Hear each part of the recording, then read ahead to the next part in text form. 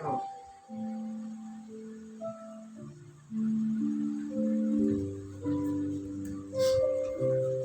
Shalom. Selamat kita jumpa dalam kasih dan anugerah dari Tuhan Yesus Kristus, Kepala Gereja. Pagi hari ini saya rindu kita akan mendengarkan firman Allah. Dan saya berikan perikop atau judul khotbah pada pagi hari ini adalah waktu Tuhan. Di dalam kitab suratan Rasul Paulus kepada sidang Efesus, dalam Efesus pasalnya yang kelima, ayatnya yang keenam, bunyinya demikian: pergunakanlah waktu yang ada, karena hari-hari ini adalah jahat. Saya ulangi, pergunakanlah waktu yang ada, karena hari-hari ini adalah jahat. Saudara yang dikasihi Kristus, Alkitab memberi penerangan kepada kita. Waktu ini adalah waktu yang jahat.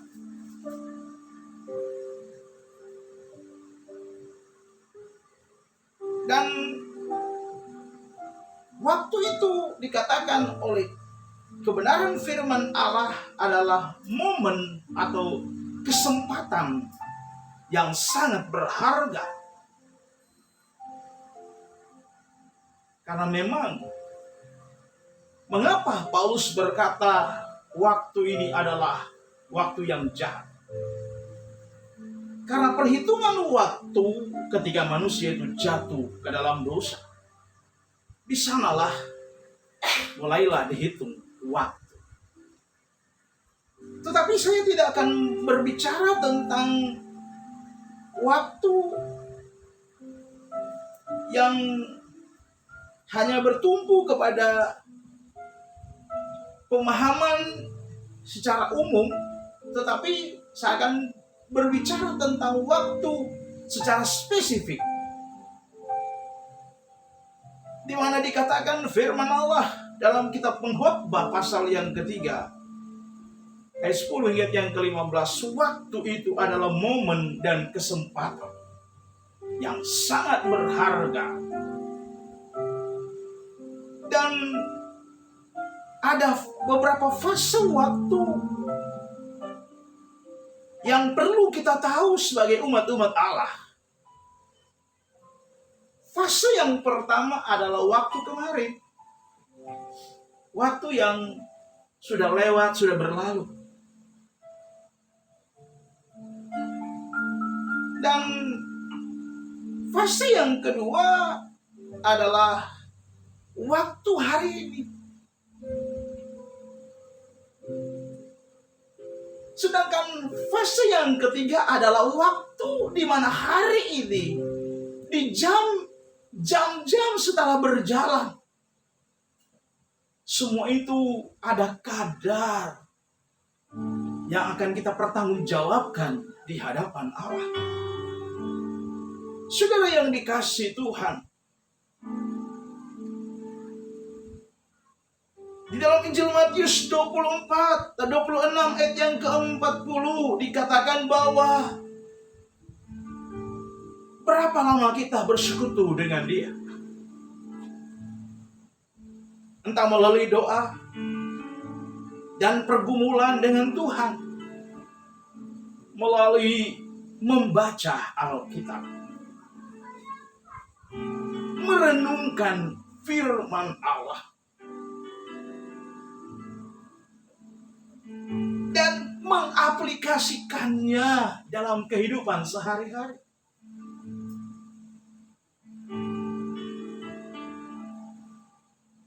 Apakah waktu itu penting?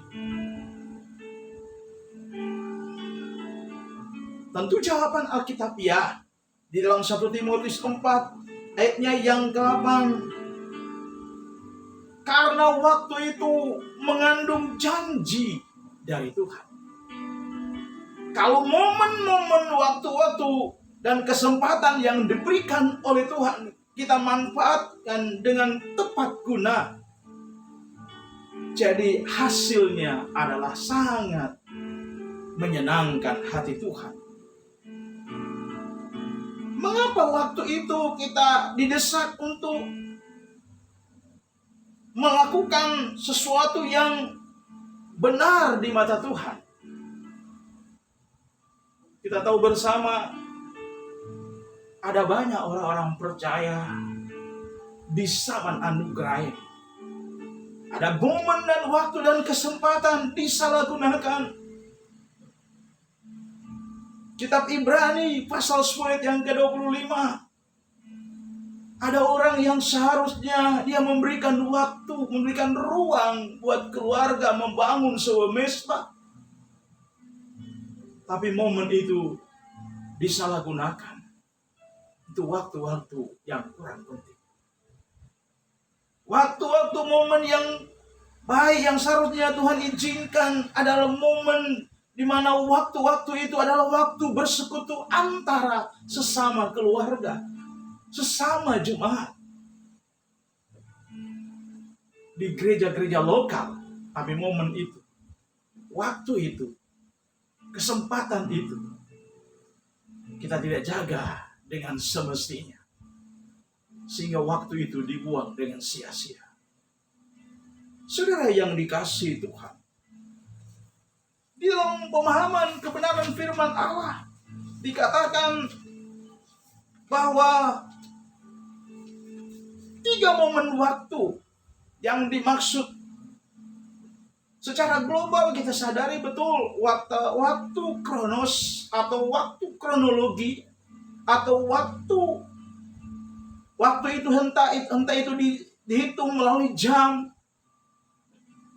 minggu, bulan, dan lepas tahun. Alkitab berkata kita akan mempertanggungjawabkan itu selagi kita hidup di dalam dunia ini. Momen-momen itu yang dikatakan waktu pertama adalah waktu kronos atau waktu kronologi atau sebuah peristiwa. Apakah kita menyenangkan hati Tuhan? Sudahkah kita menyenangkan hati Tuhan?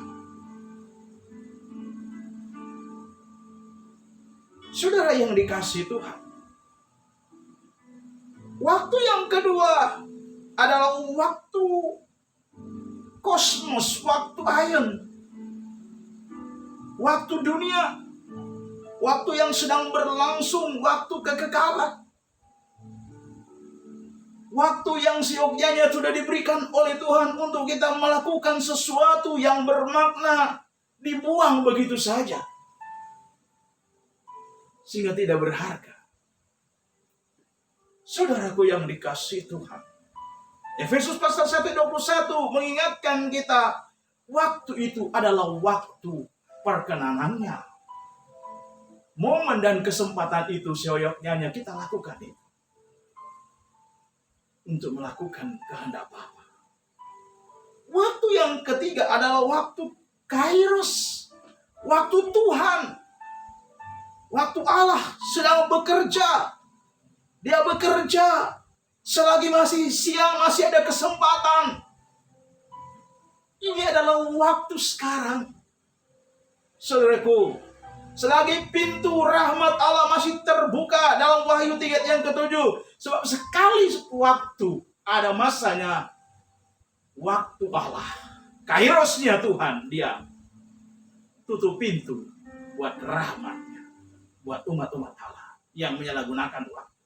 Karena itu momen dan kesempatannya waktu kairosnya Allah. Mari kita manfaatkan dengan baik dan benar. Menyukakan, menyenangkan hati Tuhan. Selagi kita ada kesempatan dalam dunia ini, dengan ruang gerak yang diberikan, dimanfaatkan oleh Tuhan, diberikan oleh Tuhan, kesempatan dan momen itu mari kita gunakan sebaik-baiknya. Saudaraku, mungkin kita diberi talenta untuk menasehati sesama dan membangun jejaring, saling menolong satu dengan yang lain, saling menguatkan satu dengan yang lain. Kita diberi talenta oleh Tuhan. Kita berbagi. Memang diberikan talenta oleh Tuhan untuk berbagi momen dan kesempatan itu. Seyogianya jangan sampai ketinggalan. Momen itu dimanfaatkan dengan baik dan benar. Mungkin kita pernah berkata, aku mengasihimu. Wujud kasihku kepadamu, aku melakukan hal yang terindah sebelum engkau ambil pulang ke pangkuanmu. Momen dan kesempatan itu tidak akan pernah kembali. Kairosnya Tuhan itu adalah waktu sekarang. Dia sedang menanti kehidupan kita untuk melakukan yang terbaik, untuk hormat kemuliaan bagi Tuhan semata-mata. Saudara tahu bahwa kondisi zaman ini beda dengan zaman sebelumnya. Zaman ini adalah zaman yang dikuasai oleh teknologi. Hampir 90% dikendalikan oleh media sosial. Saudaraku, yang dulunya lintas benua, betapa begitu sulit dijangkau, sekarang diberi kemudahan. Melalui live streaming, melalui Zoom, luar biasa. Tuhan beri kemudahan. Baik dalam menyampaikan pesan Tuhan kepada umat-umat Allah, gereja lokal, bahkan kepada umat-umat Allah secara global. Semua menangkap visi Allah. Saudaraku yang dikasihi Tuhan. Bahkan momen dan kesempatan adalah kronosnya Allah. Waktu dan kesempatan kita berkarya. Dari hari Senin sampai hari Sabtu. Kita sedang apa? Momen-momen itu kita sedang buat apa? Jam itu kita sedang buat apa? Bulan itu kita sedang buat apa? Tahun itu kita sedang buat apa? Kita sedang buat apa dengan Tuhan? Satu kronos diberi kesempatan oleh Tuhan hidup. Waktu dunia yang sedang berlangsung di mana kemajuan teknologi dikendalikan oleh media yang luar biasa. Media sosial bukan hanya soal spiritual, tetapi soal natural, soal badani, soal alami, sedang bergerak. Bahkan handphone itu, media sosial yang namanya handphone itu, menggantikan semua aktivitas hidup manusia. Kalau tidak salah ada kurang lebih 25-26 item yang digusur oleh teknologi yang namanya handphone. Saudara diberikan akses dan kemudahan untuk manusia bersinergi baik dengan alam, waktu kronos, baik dengan dunia.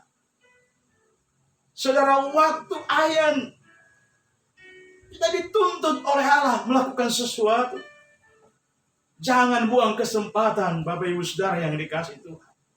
Terlebih waktu spesial adalah waktu kairosnya Tuhan. Selagi Tuhan memberi kesempatan buat kita, jangan menunggu, saudaraku. Tapi momen dan kesempatan Tuhan sedang bekerja dalam hidup kita. Marilah kita berbuat baik kepada Tuhan. Saudara yang dikasihi Tuhan, ketika kita melakukan hal itu, kita akan mempertanggungjawabkan dari waktu ke waktu apa yang kita sudah buat. Baik itu jam, minggu, bulan, dan lepas tahun. Kita pertanggungjawabkan semua itu di hadapan Sang Penjunam. Itulah Tuhan kita, Yesus Kristus.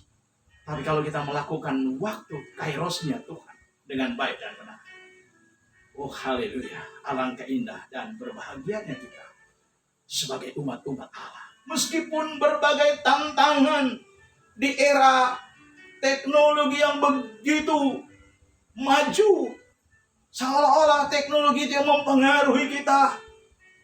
Tetapi ada waktunya Tuhan. Kita sedang apa? Jangan waktu teknologi yang mengendalikan kita. Berjam-jam kita ada di depan medsos itu. Syukur kalau kita menggunakan medsos itu untuk tujuan yang suci dan mulia. Membangun jejaring dengan Tuhan. Membangun jejaring dengan sesama, dengan hal-hal yang positif. Hal-hal yang menyenangkan hati Tuhan, bersyukur.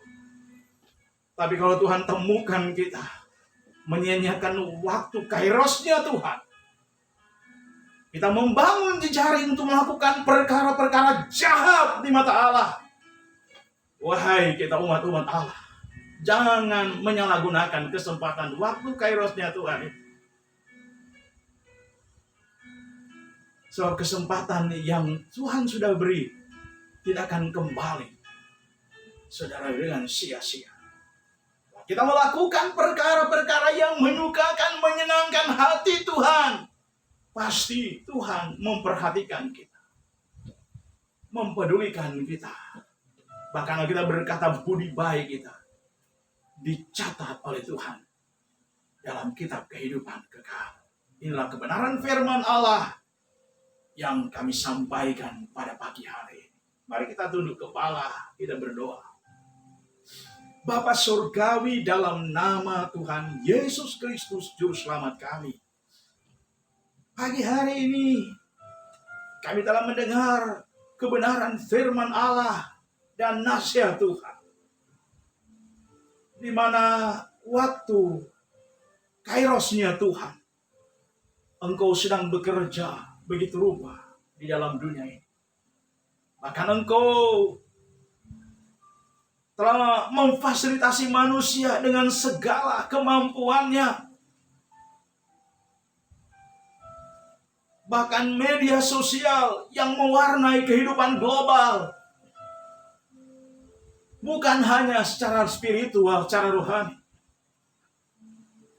tetapi aktivitas manusia diberi kemampuan untuk menggapai cita-cita semuanya itu.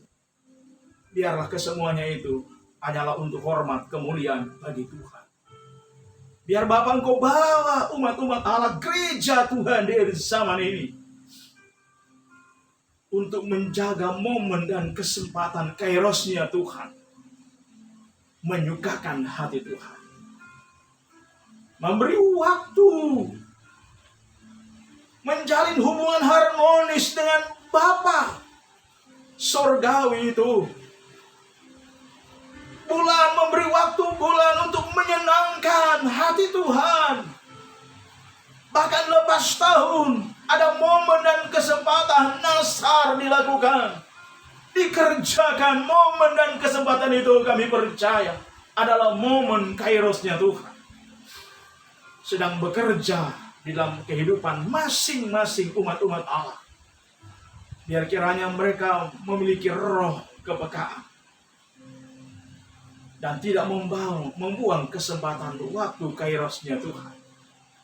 Biar waktu Tuhan selagi pintu anugerah Allah masih berlaku, biar kiranya umat-umat Allah, kami hamba-hamba Allah, menggunakan kairosnya Tuhan itu untuk menyenangkan hati Tuhan. Nama Tuhan dipuji, nama Tuhan dipermuliakan. Bapa, terima kasih. Sempurnakan kebenaran firman Allah yang hamba sampaikan pada pagi hari melalui kekuatan kuasa Roh Kudus bekerja dalam kehidupan hamba. Terima kasih. Kami sudah berdoa dan mengucap syukur dalam nama Tuhan Yesus Kristus. Haleluya. Amin. Shalom. Tuhan memberkati kita semua pagi ini. Haleluya.